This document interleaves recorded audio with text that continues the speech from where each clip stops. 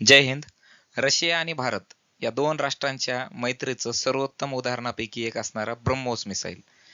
तर BrahMos supersonic cruise missile याबद्दलची माहिती आहे बघा. न्यूज अशी आहे की 10 मे 2025 रोजी झालेल्या ऑपरेशन सिंदूरमध्ये भारताने पाकिस्तानमधील दहशतवादी ठिकाणांवरती अचूक मारा करण्यासाठी ब्रह्मोस सुपरसॉनिक क्रूज क्षेपणास्त्राचा वापर केला, असा न्यूज आहे. या कारवाईनंतर भारत आणि पाकिस्तानमध्ये 4 दिवसाच्या संघर्षानंतर युद्धविराम झाला. या हल्ल्यामुळे ब्रह्मोस क्षेपणास्त्र पुन्हा एकदा चर्चेत आलेलं आहे. तर या व्हिडिओमध्ये आपण ब्रह्मोस बद्दलची सविस्तर माहिती जाणून घेऊया. ब्रह्मोसचं वैशिष्ट्य बघा. ब्रह्मोस हे भारत आणि रशिया या दोन देशांनी संयुक्तपणे विकसित केलेलं एक सुपरसॉनिक क्रूज मिसाईल आहे. सुपरसॉनिक म्हणजे आवाजाच्या गतीपेक्षा जास्त. ठीक आहे. आवाजाची गती आपण मोजतो मॅक मध्ये. तर मॅक 1 पर्यंत जी स्पीड असेल, याच्या खालचे जे असेल यांना सबसॉनिक म्हणतो. ठीक आहे. त्याच्यानंतर 1 ते 3 मध्ये जे असेल त्याला सुपरसॉनिक म्हणतो. ठीक आहे. 1 ते 5 मध्ये जे आहेत यांना सुपरसॉनिक म्हणायचं. आणि 5 पेक्षा जास्त आवाजाच्या गतीच्या 5 पटीपेक्षा जास्त ज्याची स्पीड असेल याला हायपरसॉनिक. ठीक आहे. हे आपण नंतर डिटेलमध्ये याचा एक व्हिडिओ येणार आहे, त्यामध्ये बघूया. तर हे जे आहे सुपरसॉनिक क्रूज क्षेपणास्त्र आहे ब्रह्मोस एरोस्पेस, आणि या कंपनीने काय केलं तर भारतामध्ये याची निर्मिती केली. या क्षेपणास्त्राचे नाव बघा, भारतातील ब्रह्मपुत्रा नदी आणि रशियातील मॉस्को नदी यांच्या नावावरून ब्रह्मोस मिसाईलचे नाव ठेवण्यात आलेलं आहे. हे जमिनीवरून, समुद्रातून, जहाज आणि पाणबुडी तसेच विमानावरूनही डागता येते. म्हणजे याच्यातून हल्ला करू शकतो आपण या तिन्ही माध्यमातून. जमीन आहे, समुद्र आहे, समुद्रामध्ये पण, जहाजीमधून पण, पाणबुडीमधून पण आणि विमानावरून, या सगळ्यांमधून याला लॉन्च करू शकतो. हे तिन्ही सैन्य दलासाठी अत्यंत उपयुक्त असं हे जे क्षेपणास्त्र आहे. सुपरसॉनिक क्रूज क्षेपणास्त्र बघा, ध्वनीच्या वेगापेक्षा जास्त वेगाने प्रवास करणारं, तसेच मॅक 2.8 ते मॅक 3.5 ध्वनीच्या वेगाच्या सुमारे 3पट या उच्च वेगामुळे शत्रूच्या संरक्षण प्रणालीला भेदणे कठीण जाते. ठीक आहे. त्यांच्या डिफेन्स सिस्टमला इतकी जास्त स्पीडवाले जे मिसाईल्स असतात यांना टॅकल ते करू शकत नाहीत. ह्याचा इतिहास आणि विकास बघूया. 1990च्या दशकामध्ये कारगिल युद्धानंतर भारताला क्रूज क्षेपणास्त्राची गरज भासली होती. 1998 मध्ये भारत आणि रशिया यांच्यात एक आंतर सरकारी करार झाला होता, ज्या अंतर्गत ब्रह्मोस एरोस्पेसची स्थापना झाली. या रोजी संयुक्त उपक्रमाचा उद्देश जगातील पहिलं सुपरसॉनिक क्रूज क्षेपणास्त्र तयार करणे हा होता बघा. 12 जून 2001 रोजी ब्रह्मोसचे पहिले यशस्वी प्रक्षेपण झाले. ब्रह्मोस हे भारताच्या संरक्षण सिद्धतेतील एक महत्त्वाचं शस्त्र आहे. ब्रह्मोस भारतासाठी इतका विश्वसनीय आहे, इतका आपला विश्वासू आहे.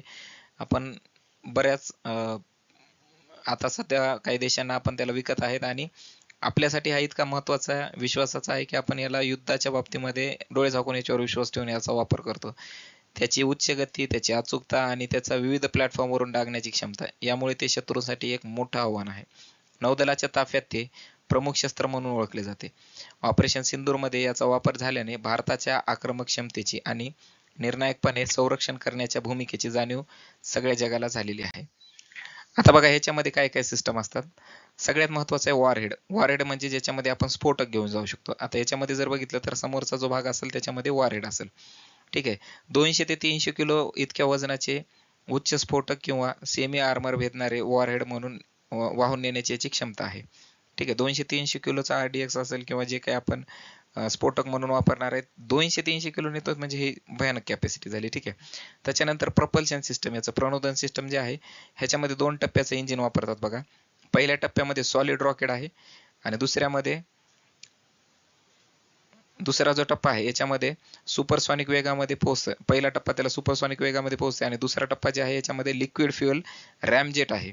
ठीक आहे. रॅमजेट, स्क्रॅमजेट काय आहेत याच्याबद्दलचा पण व्हिडिओ आपण भविष्यामध्ये घेऊया, त्यामध्ये पुन्हा एकदा डिटेल सांगतो. हे सध्या फक्त हे रॅमजेट इंजिन आहे, एवढं लक्षात ठेवा. त्याच्यानंतर याला गायडन्स सिस्टम जे आहे, याची मार्गदर्शन प्रणाली आहे, त्याच्यामध्ये इनर्शियल नॅव्हिगेशन सिस्टम INS, उपग्रह आधारित नॅव्हिगेशन सिस्टम, याला आपण सॅटेलाइट नॅव्हिगेशन सिस्टम, आणि टर्मिनल गायडन्ससाठी सक्रिय रडार होमिंग प्रणालीचा वापर केला जाते. ठीक आहे. आणि लक्ष्यावर अचूकपणे मारा करते. 1 मीटर पर्यंतची त्याची अचूकता आहे. म्हणजे विमानातून जरी लॉन्च केलं आणि एखाद्या टार्गेटवर सेट केलं तर त्याच्या 1 मीटरच्या रेंज, म्हणजे जवळपास 3-3.5 फुटाच्या रेंजमध्ये मारा करते, एवढी त्याची ॲक्युरसी आहे. ठीक आहे. ह्याच्यामध्ये नॅव्हिगेशन सिस्टम मध्ये बघा INS आहे, इनर्शियल नॅव्हिगेशन सिस्टम आहे, त्याच्यानंतर सॅटेलाइट नॅव्हिगेशन सिस्टम आणि टर्मिनल गायडन्ससाठी रडार होमिंग प्रणालीचा वापर आहे.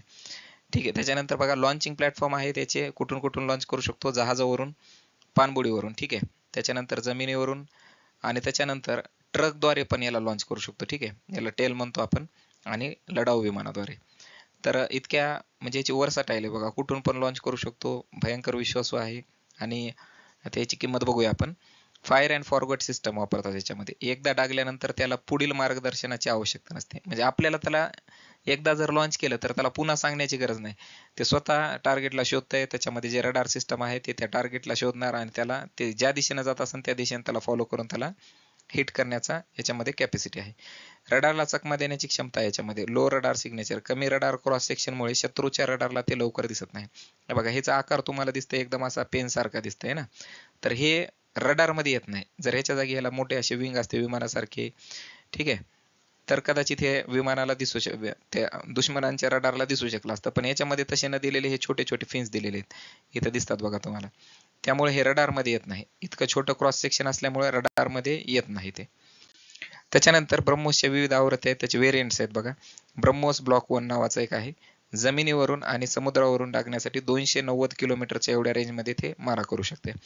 त्याच्यानंतर दुसरं आहे ब्रह्मोस एअर लॉन्च, ठीक आहे. हे सुखोई 30 MK आहे, जे भारताचं विमान आहे. भारतामध्ये रशियाचं आणि भारताचं दोघांनी मिळून भारतामध्ये तयार केलेलं आहे. हे जे 30 MK जे मॉडेल आहे ना, ह्याचं वैशिष्ट्य असं आहे बघा, हे अणुबॉम्ब लॉन्च करू शकते. तर ह्याच्यावरून पण लॉन्च करू शकतात आपण याला. 500 किलोमीटरच्या रेंजमध्ये मारा करू शकते. त्याच्यानंतर ब्रह्मोसचा एक्सटेंडेड रेंज आहे. ब्रह्मोसचा एक्सटेंड रेंजमध्ये 450 ते 500 किलोमीटरची रेंज भेटते आपल्याला, आणि सध्या चाचणीच्या आणि समावेशाच्या प्रक्रियेमध्ये आहे तो. त्याच्यानंतर ब्रह्मोस 2 नावाचं मिसाईल आहे बघा, हायपरसॉनिक म्हणतो याला आपण. भविष्यातील आवृत्ती मॅक 8, तुम्हाला जे सांगितलं आवाजाच्या गतीच्या 5 पटपेक्षा जास्तची आता सध्या आपल्याकडे कॅपॅसिटी आहे, ठीक आहे. तर ते भविष्यामध्ये येणाऱ्या काळामध्ये 8 मॅक पर्यंत जायचा आपला प्लॅन आहे. 8 पट जास्त गेलो पाहिजे. आणि ह्याची जी कॅपॅसिटी असेल, याची रेंज असेल ती 1500 किलोमीटर पर्यंतचा मारा करण्याची त्याची अपेक्षा आहे आपल्याला त्याच्याकडून. त्याच्यानंतर आहे ब्रह्मोस NG, याला NG ला म्हणतो आपण नेक्स्ट जनरेशन, ठीक आहे. हे नेक्स्ट जनरेशन आहे. लहान आणि हलके वजन आहे याचं. त्याच्यानंतर सुधारित स्टेल्थ क्षमता. स्टेल्थ म्हणजे काय, दुश्मनांच्या रडारमध्ये यायचं नाही, ठीक आहे. त्याच्यानंतर AESA रडार क्षमता, मार्गदर्शन प्रणाली आहे याच्यामध्ये, आणि विविध प्लॅटफॉर्मवरून डागण्याची, जमीन, हवा आणि पाणबुडी ह्याच्यामधून आपण याला लॉन्च करू शकतो. हे नेक्स्ट जनरेशनचं मॉडेल दिसतंय बघा ब्रह्मोसचं. याला आणखी सोफिस्टिकेटेड केले कारण ते रडारमध्ये येऊ नये दुश्मनांच्या. त्याच्यानंतर बघा, ब्रह्मोसमध्ये हे भारताच्या संरक्षण सिद्धतेसाठी एक महत्त्वाचं शस्त्र आहे. त्याची उच्च गती, अचूकता आहे.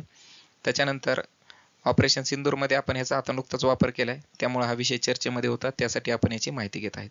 एका ब्रह्मोसची याची जर किंमत बघितली तर सुमारे 34 कोटी रुपये इतकी त्याची किंमत आहे. त्याच्यानंतर पुढील विकास जर पाहिला तर ब्रह्मोसच्या पुढील पिढीतील क्षेपणास्त्रावर काम सुरू आहे सध्या. त्यानंतर त्याच्यामध्ये रेंज वाढवणार आहे त्याची, त्याच्यानंतर त्याची स्पीड वाढवणार आहेत, आणि त्याच्यामध्ये अत्याधुनिक असं अधिक प्रगत असं गायडन्स सिस्टम वापरणार आहेत. यामुळे भारताची संरक्षण क्षमता आणखी भविष्यामध्ये वाढण्याचा चान्सेस आहेत. तर ही ब्रह्मोस बद्दलची थोडीशी माहिती होती. यानंतर भेटूया आपण पुढच्या व्हिडिओमध्ये. तोपर्यंत थँक्यू.